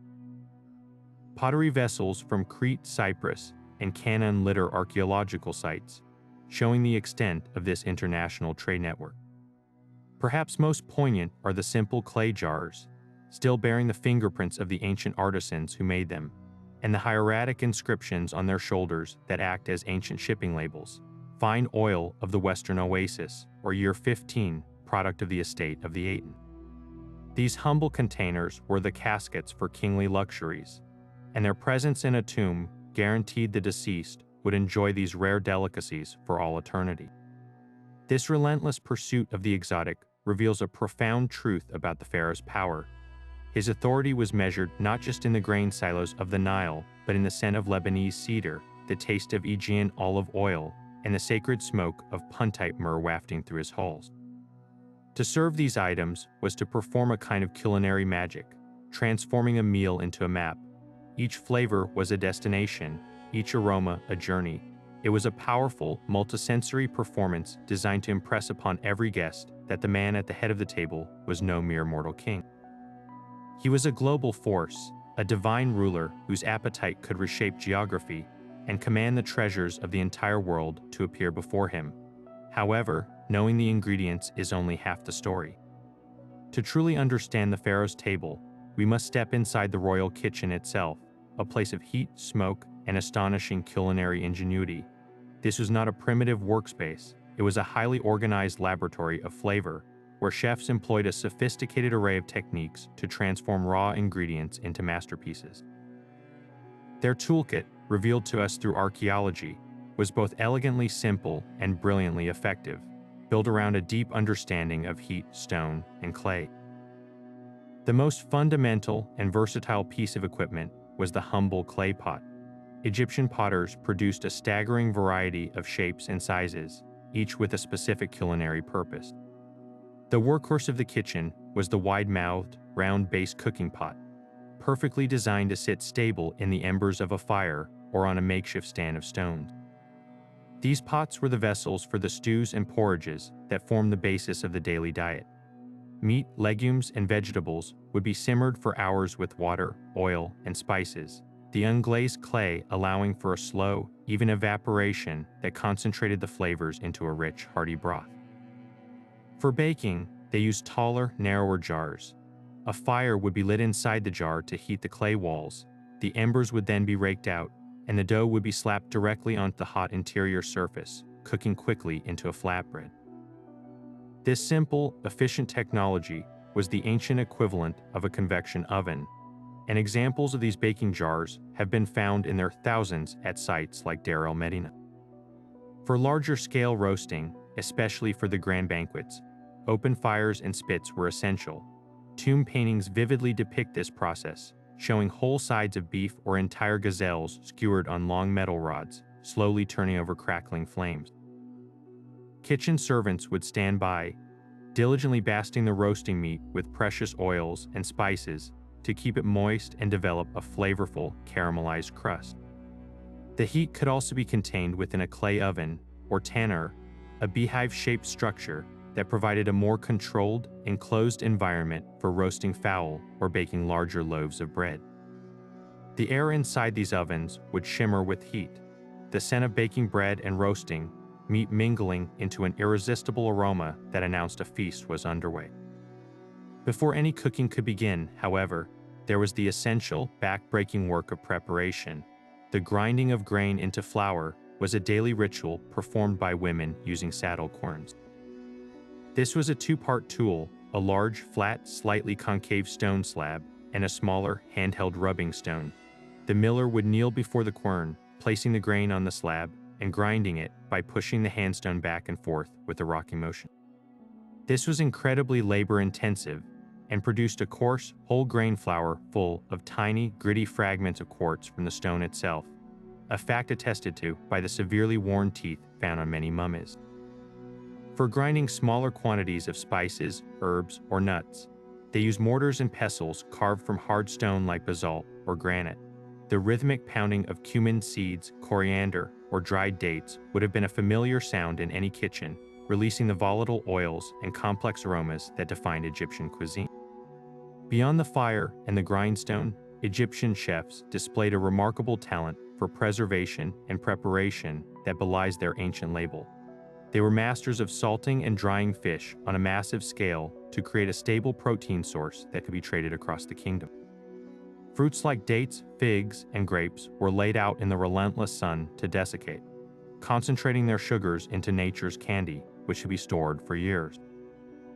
They understood the magic of fermentation, not just for beer and wine, but for dairy, creating yogurt-like products and even pioneering early forms of cheese, as evidenced by residue found in pots from thousands of years ago. The organization within a royal kitchen would have been a sight to behold, with teams of specialized workers, bakers, brewers, butchers, and confectioners, all operating in a coordinated ballet of production, transforming the raw bounty of the Nile into a sustainable and spectacular cuisine that has, until now, remained one of history's most delicious secrets. All this lavish food and drink would have meant nothing without the intricate social rituals that governed its consumption.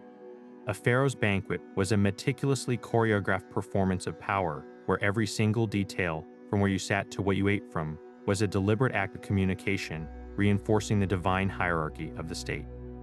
To be a guest was to participate in a living diagram of Egyptian society. Your experience of the feast began the moment you entered the hall, as your place at the table was a direct and unambiguous reflection of your rank. The pharaoh, as the living god and axis of the universe, sat alone or with his chief queen at the head of the room, often on a raised dais under an ornate canopy.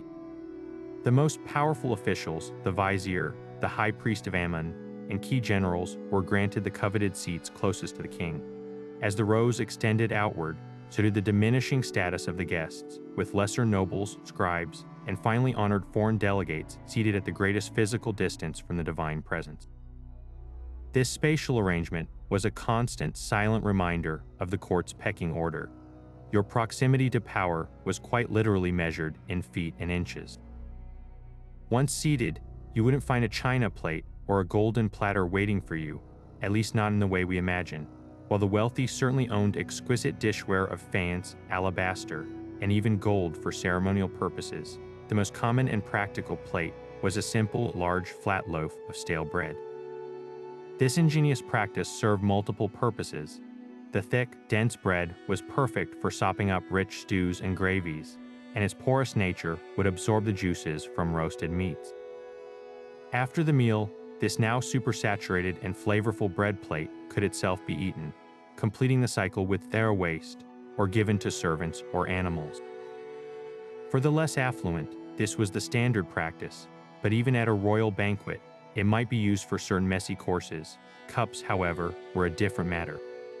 Guests of status drank from beautifully crafted vessels of polished stone or painted pottery, while the pharaoh and his inner circle sipped wine and beer from cups of gleaming gold and silver, inlaid with lapis lazuli and turquoise.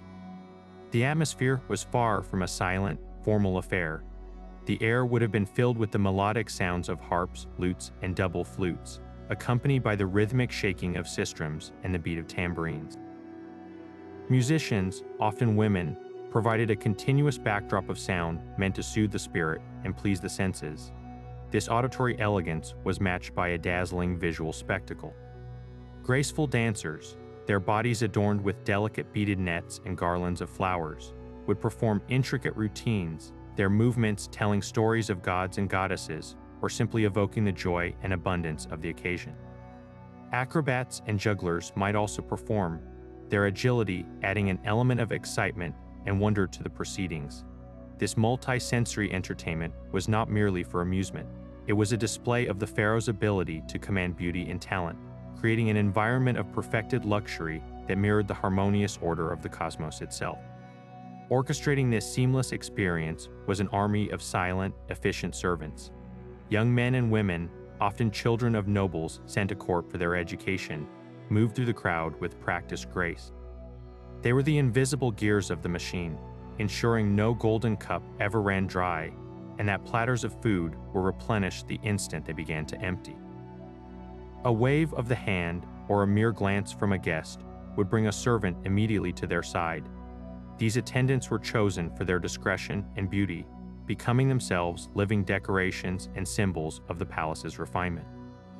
Their role was to anticipate every need, to maintain the flow of the feast, and to ensure that the elite guests could fully immerse themselves in conversation and enjoyment without a single practical concern. They embodied the ultimate luxury, effortless living, yet for all the conversation, music, and performance, the meal itself was primarily eaten with the hands. Knives were used for carving meat at the table, but each guest would then use their fingers to eat. Elegance was key, and cleanliness was a priority. Servants circulated with bowls of water and towels for guests to wash their hands before, during, and after the meal. Perfumed cones of animal fat mixed with myrrh or frankincense were placed on the heads of many guests. As the feast progressed and the room grew warm, these cones would slowly melt, releasing a fragrant, cooling oil that ran down the wearer's wig and body, masking the scent of food and sweat while simultaneously moisturizing the skin. This practice was the pinnacle of sensual indulgence, combining practical comfort with an aromatic display of wealth, making the very air itself a testament to the pharaoh's boundless resources. But this incredible abundance was never meant solely for the living. In the ancient Egyptian worldview, the line between the banquet hall and the temple, between the palace and the tomb, was incredibly thin. Food was the universal currency of existence, a sacred medium that sustained the body, pleased the gods, and guaranteed life beyond death. To understand this is to see that every meal, from the humblest supper to the most extravagant royal feast, was ultimately a religious act, a continuous cycle of offering and receiving that connected humanity to the divine. This sacred exchange found its most formal expression in the daily temple ritual. Far from the public eye, within the deepest, darkest sanctuaries of temples like Karnak or Luxor, priests performed a ceremony known as the reversion of offerings. Each morning, they would approach the statue of the god, be it Amun, Hathor, or tar as if attending to a sleeping monarch. They would awaken the deity with hymns, wash and dress the statue, and then present a magnificent spread of food. This wasn't a symbolic gesture, it was a real meal. The choicest cuts of beef from the fatted bull, the whitest loaves of bread baked in sacred shapes, bowls of sweet wine, glistening dates, and perfectly roasted fowl were laid out before the god. The belief was that the deity's ka, its vital life force, would absorb the essence of this food, leaving behind the physical shell. This now sanctified food, imbued with divine power, was then removed from the altar and distributed to temple staff and priests, and could even be given as a reward to favored nobles. To eat this food was to literally take divine blessing into one's own body, a direct transfer of spiritual sustenance from God to mortal. The entire Egyptian state economy, with its vast estates and legions of workers, was in part engineered to supply these daily divine meals, making the temple kitchen the most important in the entire kingdom. The logic that nourished the gods also nourished the dead. The Egyptians believed that the afterlife was a physical reality that required physical sustenance. Your ka needed to eat and drink just as it did in life, or it would suffer a second, final death through oblivion. This profound fear of eternal hunger drove one of the most distinctive practices of their culture, the provisioning of the tomb. To ensure the deceased would never want, families would equip the burial chamber with everything needed for a perpetual banquet. This began with actual, tangible food. Archaeologists have found desiccated remains of bread, joints of meat, baskets of dates and figs, and even jars of beer and wine placed in tombs, some still sealed after thousands of years. But they understood that real food would eventually rot or be consumed, so they created magical fail-safes. The most beautiful of these were the exquisite tomb models. Crafted from wood and painted with vivid detail, these miniature dioramas depict entire industries frozen in time, all working for the benefit of the tomb owner. A bakery and brewery scene shows benders mashing bread for beer, while bakers tend to rows of oven jars. A butchering scene depicts the slaughter of a cow, its blood draining into a basin as workers cut the meat into portions. Granaries show scribes meticulously accounting for the grain harvest. These weren't mere decorations, they were magical machines. Through the power of spoken spells and ritual, these models were believed to become eternally functional, producing a limitless supply of food and drink for the ka. The final and most potent insurance policy was the offering formula. Inscribed on the walls of the tomb chapel, on the coffin, and on a stone slab known as an offering stela, this standardized prayer, an offering which the king gives to Osiris, lists all the good things the deceased wished to receive. It invoked the chief god of the dead, Osiris, and the king, acting as the ultimate divine authorities, to grant the deceased a perpetual right to thousands of loaves of bread, jars of beer, cuts of meat, and linen cloth. Crucially, the formula wasn't a one-time request. It was designed to be activated by the living. The hope was that descendants or passing visitors would recite the words aloud, and each recitation would magically provide the sustenance listed. The tomb itself, therefore, became a kind of metaphysical kitchen, its walls echoing with the names of desired foods, its chambers stocked with real provisions, and its corners occupied by miniature factories, all working in concert to keep hunger at bay for eternity. This elaborate system reveals a civilization so in love with life that they waged a relentless, multi-layered campaign against death itself, using food as their primary weapon in the battle for immortality. So, how does a cuisine so rich, so deeply embedded in a culture for over 3,000 years, simply vanish? How do flavors that defined an empire fade into silence? The disappearance of the Pharaoh's Banquet wasn't the result of a single cataclysm, but a slow, intricate unraveling, a confluence of environmental shifts, political upheavals, and the quiet, inevitable erosion of time itself. The first and perhaps most profound blow came from the very source of Egypt's life, the Nile. The annual inundation was the sacred, predictable heartbeat of the civilization, dictating the agricultural calendar and guaranteeing the bounty that supplied those lavish feasts. But over the centuries, climate changes began to disrupt this rhythm. Shifts in rainfall patterns far to the south in the Ethiopian highlands, the source of the Nile's floodwaters, led to a series of unusually low floods, or worse, devastatingly high ones. A consistently low Nile meant famine. The fertile black silt that renewed the fields simply didn't arrive. Crops failed, and the intricate agricultural system that supported the state, from the royal breweries to the cattle herds, began to collapse. A high Nile could be just as catastrophic, wiping out entire villages and their stored grain supplies. This environmental instability created a domino effect. Without a reliable surplus of emmer wheat and barley, the state could not pay its workers in beer and bread. Without fodder for cattle, the prized herds dwindled. The very foundation upon which the cuisine was built began to crumble, making the incredible variety and extravagance of the Pharaoh's table increasingly difficult and then impossible to sustain. As the natural world became less predictable, so too did the political landscape. Egypt's immense wealth made it a tantalizing prize, and a succession of foreign invasions fundamentally altered its cultural and culinary identity. The conquest by the Persian Empire introduced new rulers with different tastes and administrative priorities, redirecting agricultural resources and trade routes to serve their own needs. But the most transformative invasion was that of Alexander the Great and the subsequent rule of the Greek Ptolemaic dynasty. The new capital of Alexandria became a glittering Hellenistic metropolis, and with the new rulers came new flavors, new ingredients, and new dining custom.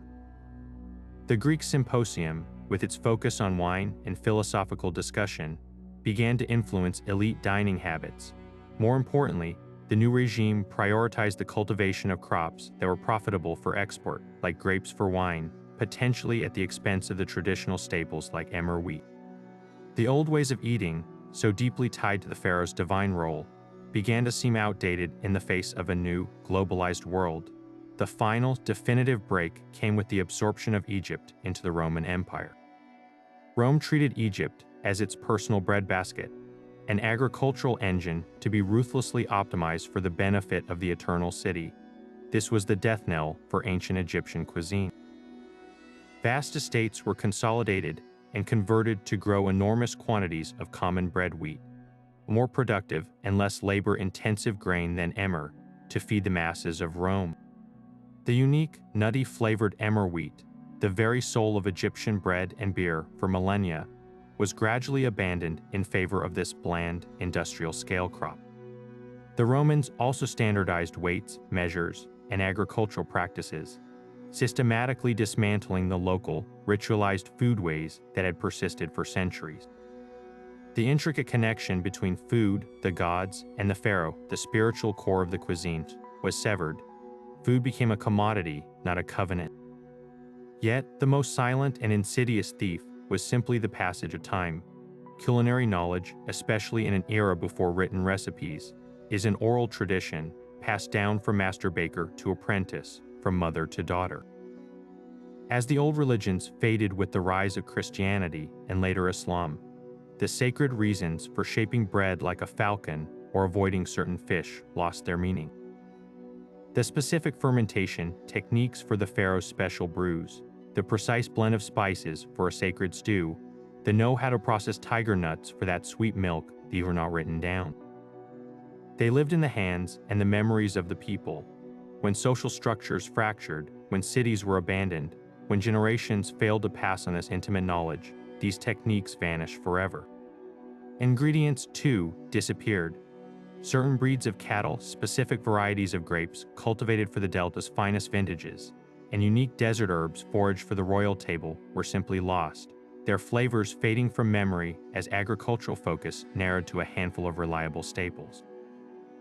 The loss was not a single event, but a gradual forgetting, a million small silences that accumulated over centuries until an entire world of taste was gone. For centuries, the lost flavors of the pharaoh's table were nothing more than a tantalizing mystery, hinted at in art and myth, but forever out of reach. The real breakthrough, the moment we began to move from legend to lunch menu, came from the silent, dark chambers of the tombs themselves. It is here that archaeology performs its magic, acting as a time-traveling culinary detective, piecing together an edible history from the faintest of clues left behind. The most vivid and immediate evidence comes from the breathtakingly detailed tomb paintings that adorn the walls of burial chambers. These aren't just static portraits, they are dynamic, step-by-step guides to the entire food production chain. In the tomb of Nakht at Thebes, we can watch a husband and wife team harvesting figs and grapes from their lush garden. In the mastaba of Ptahhotep at Saqqara, the entire process of butchering and preparing cattle is laid out in graphic detail. Perhaps the most famous scene is in the tomb of the official Rekhmire, which shows a line of servants presenting an astounding array of offerings, stacks of bread in dozens of different shapes, joints of beef, baskets of fruit, and jars of beer and wine. These paintings were a magical guarantee of eternal sustenance, but for us, they are a priceless illustrated cookbook, providing an unambiguous visual catalog of ingredients, cooking methods, and even the presentation of dishes. But pictures can only tell us so much. The real, tangible proof of this cuisine comes from the actual, physical food that was left as provisions for the afterlife. Thanks to Egypt's extraordinarily dry climate, these organic remains have survived for millennia in a desiccated state. Archaeologists have uncovered everything from woven baskets, still filled with perfectly recognizable dates, figs, and down palm fruits, to ceramic jars containing the withered remains of honey cake. In the tomb of Tutankhamun, a veritable pharaoh's pantry was discovered, including a box containing a carefully wrapped duck, ready to be roasted for the young king's eternal meal. These aren't artifacts, they are leftovers from a party that started over 3,000 years ago, allowing us to see, and in some cases even chemically analyze, the very food the Egyptians considered essential for eternity. The science of uncovering these ancient flavors has taken a quantum leap forward with the field of residue analysis. Modern archaeologists no longer just look at objects, they taste them chemically. By taking tiny samples from the inside of pottery jars, cooking pots, and even from the dental calculus on the teeth of mummies, scientists can use gas chromatography, mass spectrometry, to identify the molecular fingerprints of ancient food. This is how we confirm the presence of cheese in pots from the tomb of Tums. It's how we know that a jar labeled fine oil from a palace actually contained olive oil imported from the Levant. Residue analysis has even detected the remains of yeast in brewing vats, allowing modern brewers to potentially resurrect ancient beer recipes. This technology allows us to move beyond what the eye can see and directly identify the invisible molecular ghosts of meals consumed millennia ago. Finally, we have the written word itself. Hieroglyphic text provide the labels, the shopping lists, and the recipes that give context to the physical finds. Offering lists meticulously itemize the thousands of loaves of bread, jars of beer, and cuts of meat required for a noble's afterlife. Hieratic labels on wine amphorae are like ancient vintage charts, specifying the regnal year, the vineyard estate, and the name of the chief vintner. Medical papyri, like the famous Ebers papyrus, are treasure troves of culinary information, listing not only remedies, but the foods and spices used to make them palatable. A prescription for a digestive ailment might include instructions to grind cumin and coriander into a paste with milk and honey, giving us direct insight into how flavors were combined and consumed.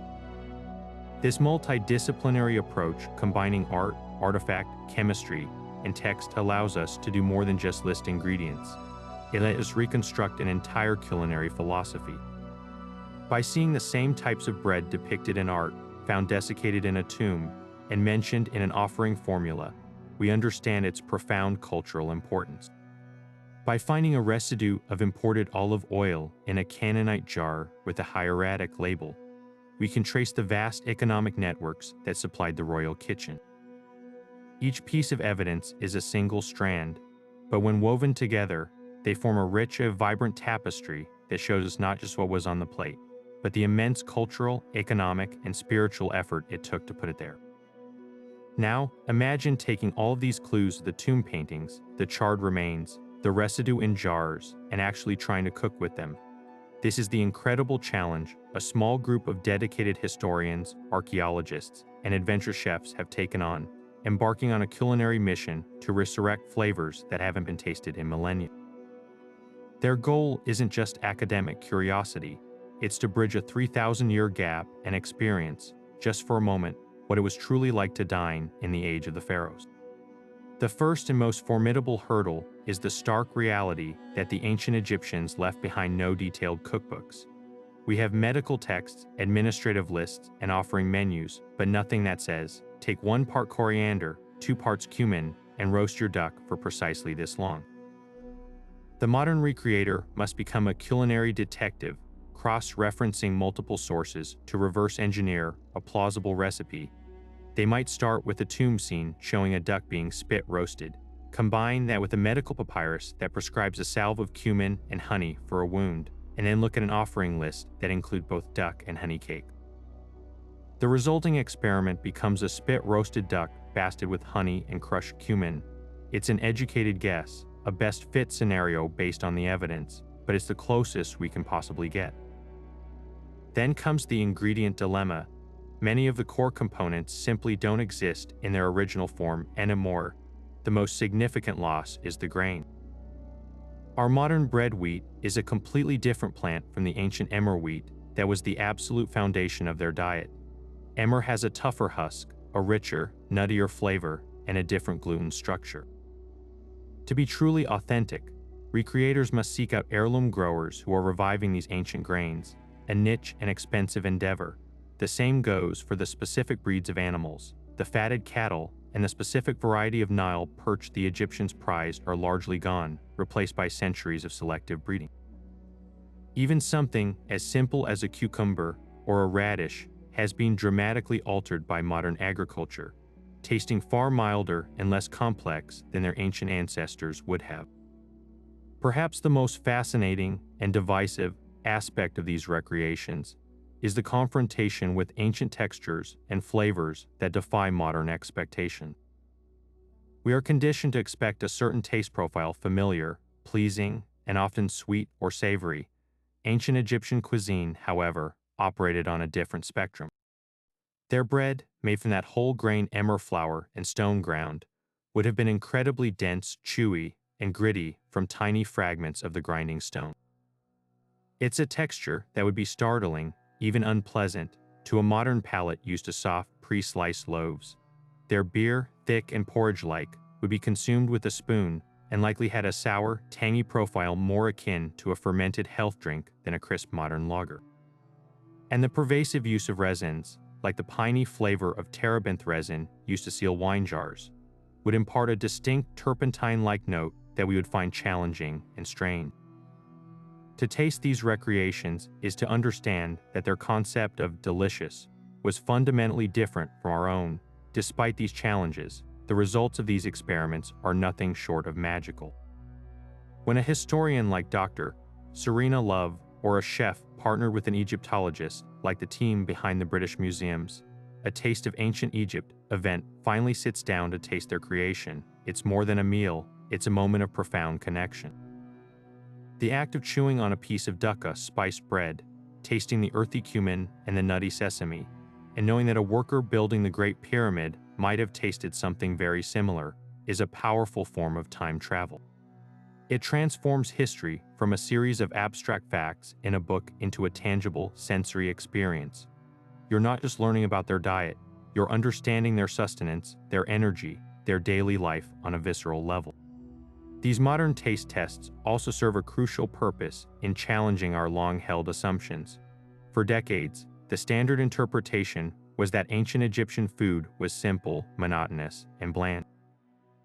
The successful recreation of a complex stew, layered with half a dozen spices and finished with a drizzle of precious sesame oil, shatters that myth completely. It reveals a cuisine that was sophisticated, adventurous, and deeply invested in layered flavors and textures. Each successful dish is a correction to the historical record, proving that the Pharaoh's table was a place of innovation and artistry, a testament to a civilization that valued the pleasures of the palate as much as the glories of the afterlife. These modern kitchens become laboratories of historical revision, one delicious, challenging, and enlightening bite at a time. Ultimately, these lost foods are far more than a list of ingredients or a menu for the elite. They are a vibrant, edible archive. Each flavor, each cooking technique, and every preserved remnant tells a profound story about the society that created it. The very existence of this sophisticated cuisine speaks to an astonishing level of economic and agricultural organization. To supply a royal banquet required a vast, seamlessly integrated network of farmers, herders, brewers, bakers, and hunters, all supported by a complex administration of scribes and overseers. The state's ability to produce, store, and distribute such immense quantities of grain, beer, and meat was the true foundation of its power. The pyramids were not built on slave labor alone, but on a meticulously managed economy of rationing that fed thousands of workers with bread, beer, and fish, proving that the stomach was the engine of the empire.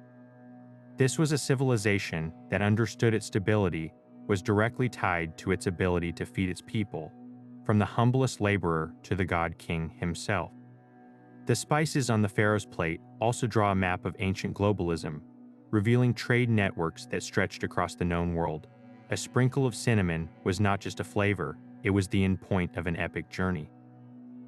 It represented a daring sea voyage to the mysterious land of Punt, the diplomatic savvy to negotiate with foreign princes, and the immense wealth required to bring such a luxury home. The cedar oil from Lebanon and the olive oil from Crete were liquid testaments to Egypt's role as a central hub in a thriving Eastern Mediterranean economy. By analyzing these imported goods, we can trace the rise and fall of diplomatic relations, the opening of new trade routes, and the immense economic clout the pharaohs wielded. Their cuisine was a direct reflection of their foreign policy, a delicious demonstration that their influence extended from the heart of Africa to the shores of the Aegean. On a more intimate level, these foods open a window into the daily life and beliefs of every stratum of society, not just the royals. The wear on the teeth of a commoner's mummy, ground down by stone grit in their bread, tells a story of daily labor and a diet based on resilience. The simple clay pot found in a worker's home, still containing the residue of a lentil stew, speaks to the family meals shared in modest dwellings. The medical papyri, with their recipes combining honey, garlic, and thyme to treat wounds, show a sophisticated, holistic understanding of the healing properties of food. This deep connection between sustenance and survival, between the pantry and the pharmacy, reveals a culture that saw nourishment as the fundamental thread weaving through every aspect of human existence. Most powerfully, the ancient Egyptian relationship with food reveals a philosophical world, entirely different from our own. For them, eating was a deeply sacred act, a constant transaction between the human and the divine. They did not see a stark line between a meal and a ritual. They were one and the same. The bread was shaped into divine symbols to absorb a god's essence. The beer was a gift from a deity and a tool to avert divine wrath. The entire offering ceremony presenting the finest foods to a statue only to then redistribute them to the priests, and the court was a powerful metaphor for the cycle of life and divine generosity. It was a way of participating in the cosmic order, of ensuring the sun would rise and the Nile would flood by literally consuming the blessings of the gods. Their cuisine was their cosmology on a plate, a daily practice of maintaining the balance of the universe itself.